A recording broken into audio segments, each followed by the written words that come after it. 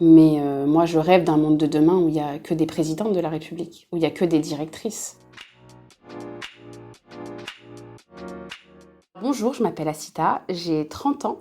Je suis infirmière depuis 2014. Je suis Villeparisis, je suis née à Villeparisis, à la clinique des Châtaigniers. J'ai grandi à Villeparisis et puis là, j'habite à Villeparisis. Je suis maman de 2 enfants, un petit garçon de 6 ans et un nouveau-né de 5 mois.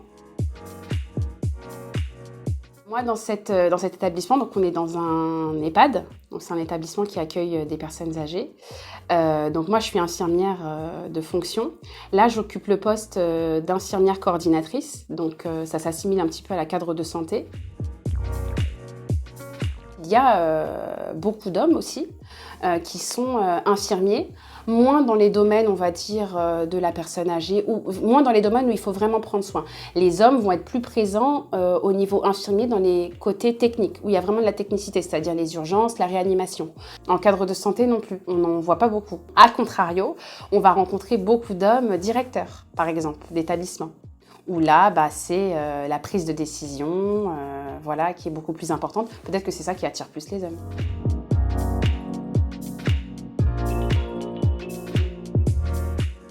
La grossesse, c'est merveilleux. Au niveau professionnel, en France, je trouve que c'est vraiment un frein. Et malheureusement, avec les absences qu'on a, parce qu'on se retrouve à être absent, on rate certaines choses. Moi, par exemple, j'étais pas là pendant 8 mois, j'ai raté maintes et maintes formations. Un homme, il n'aurait pas été en congé maternité, il n'aurait pas fait tout ça, il aurait pu peut-être avancer plus vite que moi. J'encourage toutes les femmes à entreprendre, toutes les femmes à faire le travail qu'elles veulent faire, toutes les femmes à mener la vie professionnelle dont elles rêvent. On n'est pas beaucoup aidé. De par la maternité, de par la différence de salaire, parce qu'en plus, le travail d'une femme n'est pas reconnu à la valeur de travail d'un homme, il y a une grosse différence de salaire. On tend du coup à l'égaliser. J'aime prendre soin des gens, j'aime donner sans recevoir, sans rien attendre en retour. C'est que je suis retardataire, c'est un gros défaut. Je suis toujours en retard, toujours, mais je crois que c'est familial ça, toute ma famille est comme ça. Alors, j'ai eu un cas de figure qui s'est présenté, mais c'était plus culturel. Alors, c'était un monsieur qui voulait pas être pris en charge par une femme. Nous, il faut savoir qu'à l'EHPAD, on est dans l'intimité. Et lui, il voulait pas.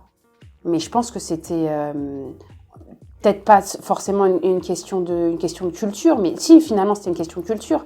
Parce que se dire d'être nettoyé, lavé par une femme, c'était catégoriquement non. Il ne voulait pas.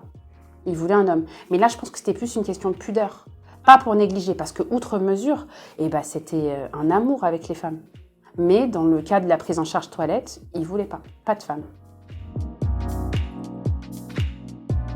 Moi, je pense que la base d'une société saine, c'est l'éducation.